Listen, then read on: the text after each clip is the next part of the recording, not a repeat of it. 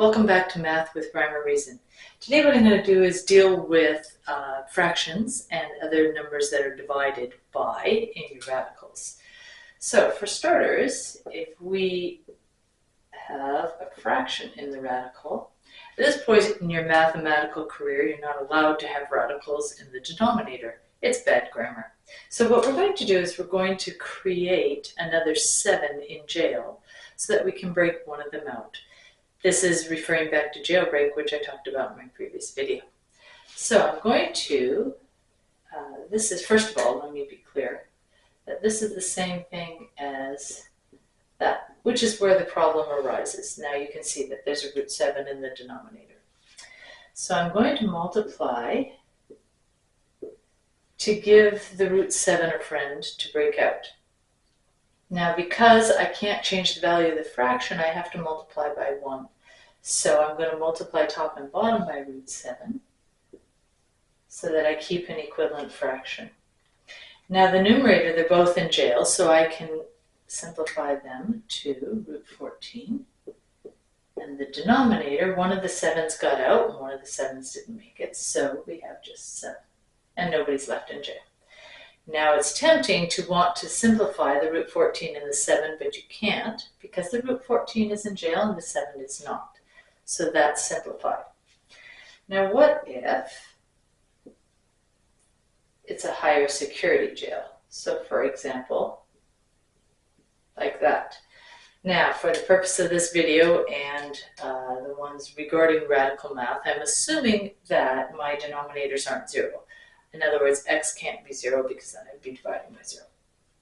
Now in this case, so this is the same thing as saying the cube root of 5 and the cube root of x. So in order to get one x out, I need 2 more x's. I need 3 in order to break one out because it's high security jail. So I'm going to give our x 2 friends. All right, again, to make sure it's an equivalent fraction and to make sure that I'm multiplying by 1, I'm going to multiply the top by the same value.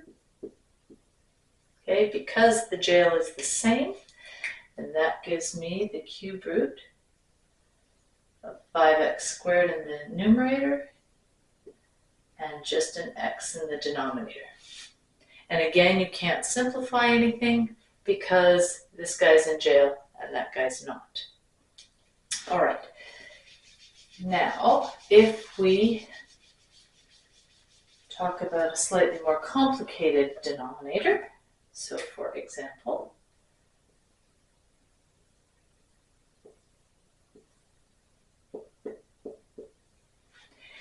here we have a binomial in jail. But because it's all in jail, what I need to do is create another binomial exactly like it in order to break it out. So I'm going to multiply by root x minus 2. And again, because I need to multiply by 1, so I keep an equivalent fraction, I multiply top and bottom by x minus 2. Okay, so then in my denominator, the x minus 2 is one entity, and I've created another one just like it, so I can break out the x minus 2.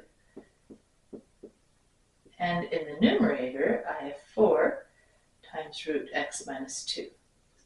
Now again, one of the temptations of my students is to simplify this 4 and this 2. You can't.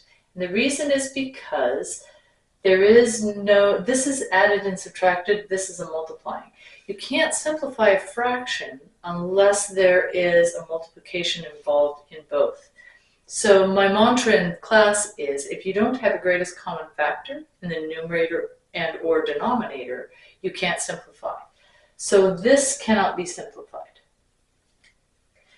Now the other thing I wanted to point out is the difference between number 3 and number 4.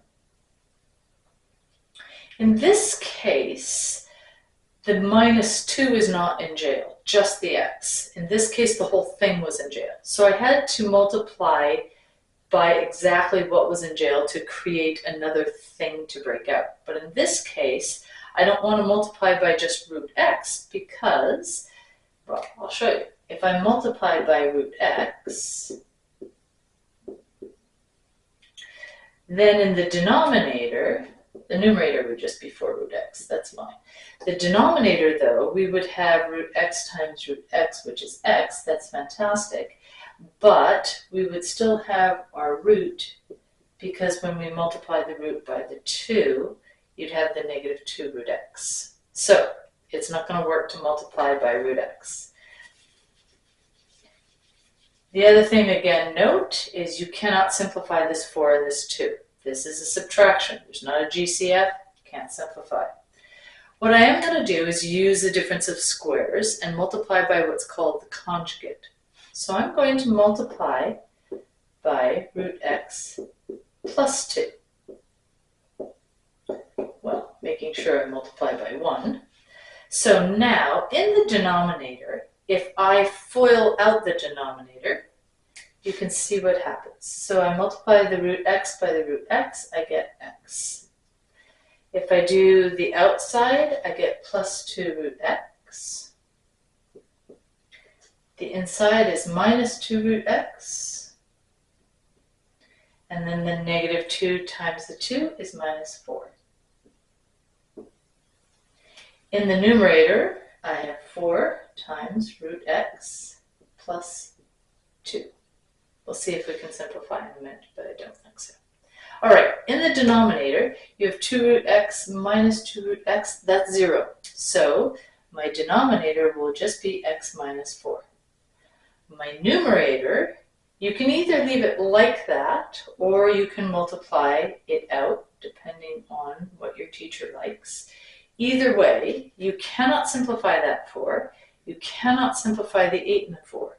Because although there's a GCF in your numerator, your denominator still doesn't have something that can simplify. This is addition, subtraction. You cannot simplify unless it's multiplication.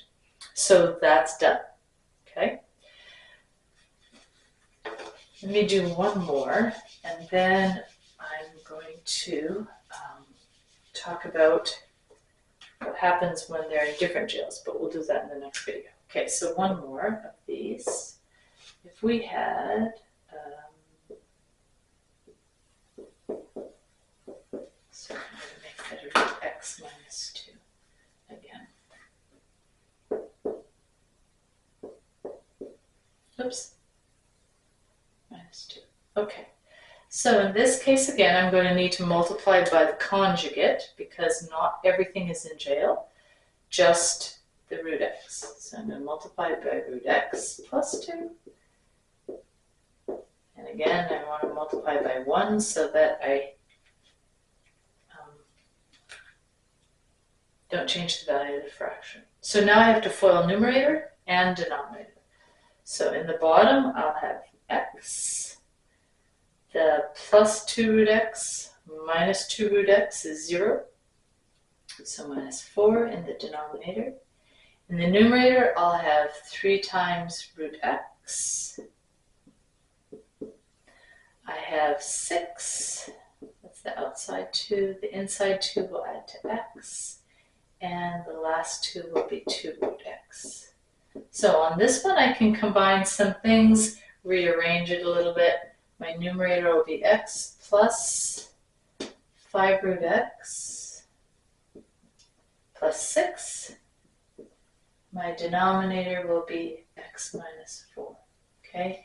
Again, there's no greatest common factors in either my numerator or denominator, so don't go canceling the x's or the 6 and the 4.